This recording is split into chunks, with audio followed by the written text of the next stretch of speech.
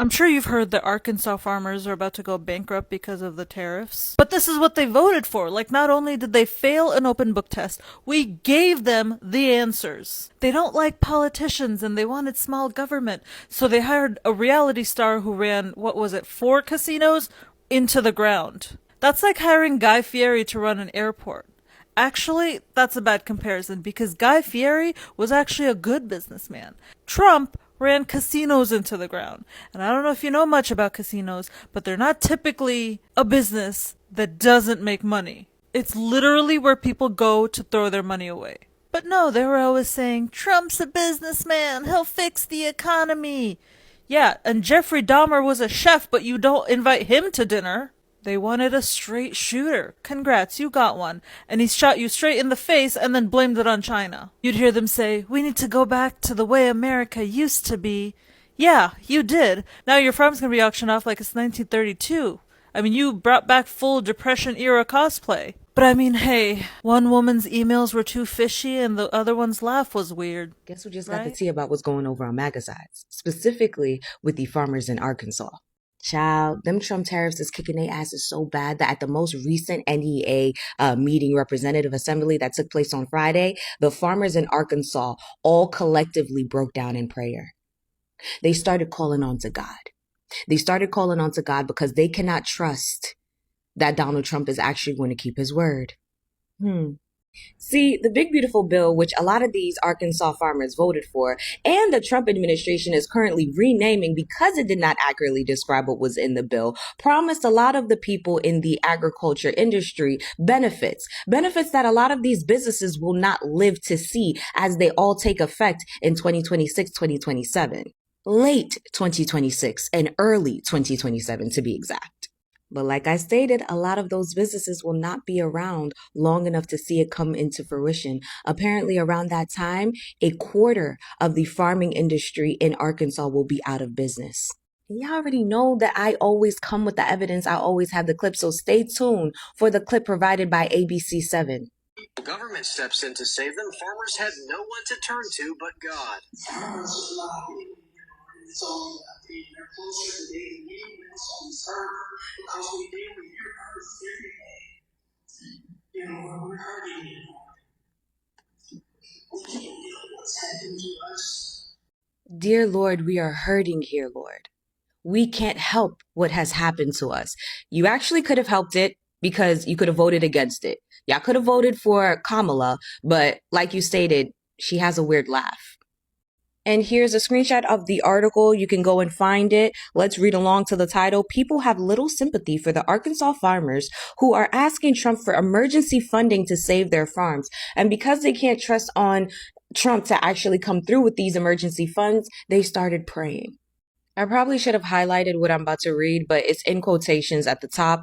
It says, I have never been as worried as I am now about whether or not my kids and grandkids will be able to carry on. Welcome to the mentality of the average Black American here. Welcome to the mentality of the average Hispanic Latino person here. Welcome to the mentality of the average marginalized group member here in America. And to think that all of this could have been avoided, had you just listened to those same marginalized groups, if you would have just listened to the Black Americans here in this country, to the 92%, if you would have just listened. And now, ironically, the same tool that you used to oppress the marginalized groups in this country, the Black Americans in this country, the formerly enslaved people of America, religion, Christianity, prayer, is now the only tool that you can rely on because you can't trust in your government to look out for you. You can't trust in your government to help you. How fucking ironic. And just a reminder, because I know y'all like to forget, right? Anytime, historically speaking, by the way, the Black Americans of this country stated that they needed help, they wanted to be treated fairly, they wanted equality, you told them to pray harder. You sent them to church. You told them to pray harder. That if it's really meant for them, all they had to do was pray harder and God was going to hear them. So that's my advice to you, you farmers in Arkansas. Pray harder, okay? Just keep praying. However, I do have a strong inkling that we are not praying to the same gods. I know the God that I pray to. There's only one. I don't know what you're praying to, but pray harder, okay? God bless America. God really bless America. Hey, beautiful people, welcome to my YouTube channel. Thank you for stopping by. So all credit goes to the creators in these videos. Guys, farmers are facing a hard reality now, because now they know that they can gather together. They are worried about their future, and they are even praying hard to God for help. And these are not just small worries, guys. Their farms are struggling. They are struggling with high costs. They are struggling with tough markets. They are struggling with policies that do not favor them, right? Guys, because y'all all know who most of them voted for. And they believe that political promises will protect them. But now they are feeling left behind. These are farmers that depend on stable prices for crops, for livestock, right? And now when those prices fall, or when their international trade is being disrupted, everything they banked upon, their whole livelihood, is put at risk. And that is exactly what they are facing. And the sad truth is just that many of these farmers strongly supported Trump when he was running for office, because they believe that he would fight for them. They believe they will protect American agriculture, right? They made sure that they had this vote for him, because they believe that they will have a fair chance in the global market.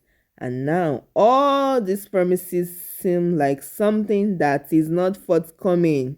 Okay, and in this moment of hardship, they sought, so if they had called this meeting together, right, when it was time to vote, and made a uniform decision, I'm sure they won't be on this level right now. Guys, I need to know your thoughts in the comment section, because at this meeting, the video that I watched, they were not just talking about prices and trade. They were calling for help. They were calling for rescue. And some of them were even, in fact, they were all praying and turning to God. Now they can turn to God for help, right? Guys, this is really interesting. Let me know your thoughts. Let's go ahead and check in with those farmers who voted against their interest. Now, I've never been as worried as I am now about whether or not my kids and grandkids will be able to carry on. These people really think he's Jesus, don't they? He said, I love you, Mr. Trump. I need to see the fruit of your love. 5 of my customers have committed. That's how serious that this is. And what it costs for us to farm is astronomical now. You were warned. I farm with paid-for equipment. All my tractors are 50 years old, and I can't hardly make this deal work. I think the tariffs are the ice cream on the cake of a perfect storm. After a horrible year last year where most farmers in Arkansas Delta lost money, this year's going to be worse. We made a decision to go out this year, in the spring. So my son will not be the seventh generation on our farm. And you only have you to blame. We're going to lose 25 or 30% of the farmers in this country if they don't do something. It has to be done, and it's not just here. It's everywhere.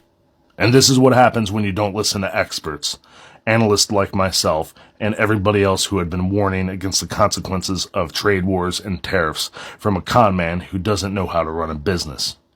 But here we are, all starting to suffer, watching prices skyrocket, watching our allies form trade alliances behind us and without us, and we're supposed to be proud? Y'all need to pull your heads out of your fifth point of contact and start realizing that you've been duped. The sooner you do that, the quicker of a chance that we have to come back from this. Realize that the turpentine guy is not your friend. He has none of your interests at heart, and he only wants to enrich himself and his friends. We know that. They've told us this. Going on in the US farming industry right now because so many farms are struggling. And I've seen videos this afternoon from Arkansas, for example, where farmers have got together and they're asking Trump for social assistance. They're saying, hey, help us out. But this is the policies that they voted for. They voted for mass deportations. And now it's going south on them big time. So what do these guys expect? You know? And now they're asking for money because their farms are going out of business. They said their markets have been taken away from them. They said they don't have enough labor to pick the crops. And as a result of that, their farms are dying. And so is the livelihood. But these are guys, especially in Arkansas, who voted overwhelmingly for Donald Trump and his policies. And now they're asking for handouts. Sorry, folks. I just watched a video of farmers in Arkansas having a big old gathering to figure out some way to make sure their crops make a profit this year. They don't know how they're going to make a profit. And I just want to say that I do not feel sorry for any farmers. Y'all decided to vote on racism and hate. So you're going to get to lay in the bed that you made for yourself. I don't want your children to go hungry now, but this is reaping what you sow. Reaping what you sow. Guys, this is just a classic case of FAFO, because now they are saying that is now about survival. They are saying that is now about keeping their family farms alive. They are saying that it's not just about wanting to deport the illegal immigrants, wanting to get rid of a particular set of people that don't have your skin color. Now they are saying that is wanting to hold on to a way of life that's fed their families for generations, because now they seem to be caught in between their past political choices and their present struggles, right? Because they are really struggling now.